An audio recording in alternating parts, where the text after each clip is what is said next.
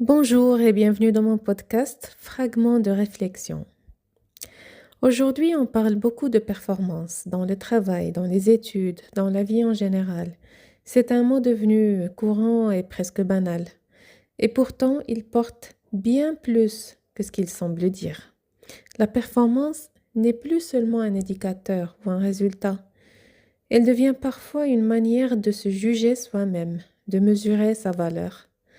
Et lorsque la performance n'est pas au rendez-vous, ce qui apparaît n'est pas seulement une difficulté concrète, mais aussi du doute, de l'angoisse, parfois même un sentiment d'illégitimité.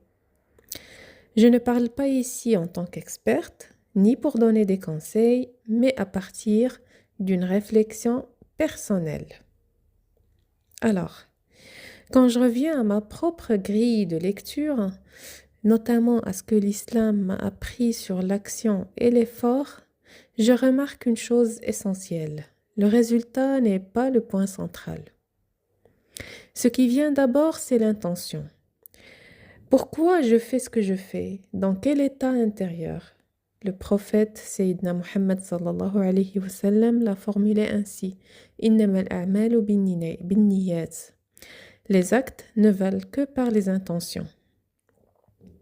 L'intention ne remplace pas l'action, elle ne dispense pas de l'effort, mais elle donne une direction et un sens à ce que l'on fait.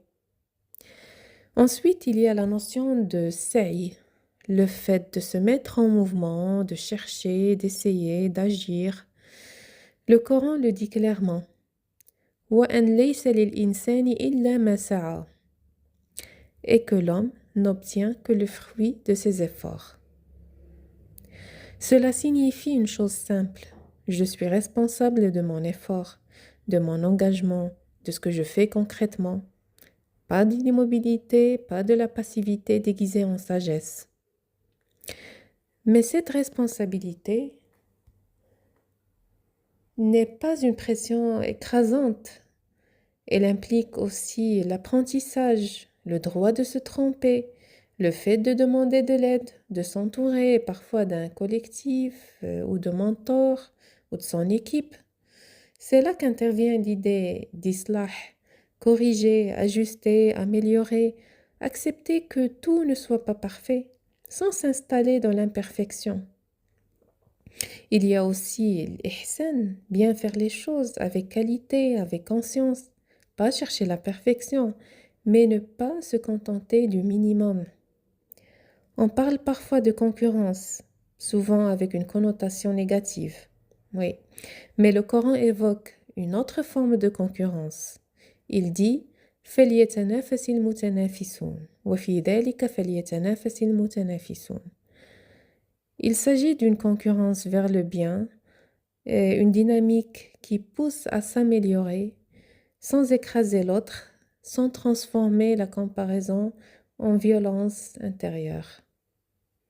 فاستبقوا الخيرات. Il y a aussi la hikma, la sagesse.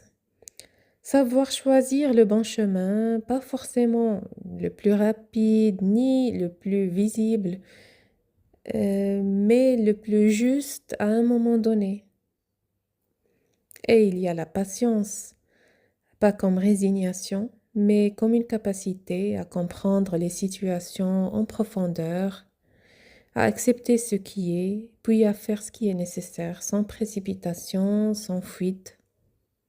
Enfin, il y a la notion très répandue, celle du tawakkul, souvent mal compris. Le tawakkul n'est pas l'abandon de l'effort, ce n'est pas attendre que les choses se fassent seules, c'est accepter que, après avoir fait sa part, tout ne nous appartient pas. C'est travailler sérieusement, puis relâcher l'attention excessive sur le résultat. Ne pas confondre responsabilité et contrôle total. Faire ce qui dépend de nous et laisser le reste à ce qui nous dépasse. Évidemment, ce ne sont pas les seules clés possibles.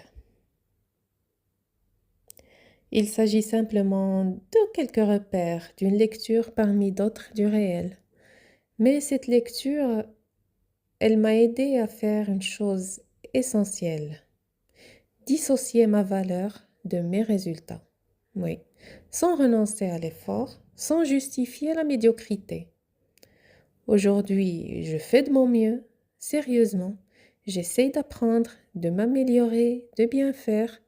Et ensuite, je pratique le tawakkul. Je laisse le résultat à ce qui ne dépend pas entièrement de moi.